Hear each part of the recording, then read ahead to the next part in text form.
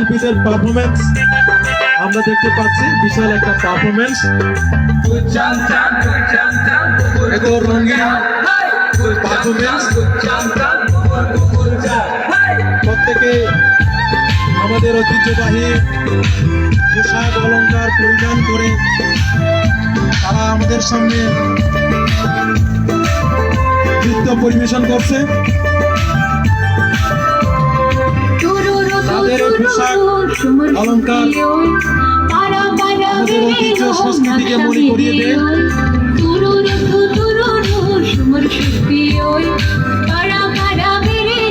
আমরা চাই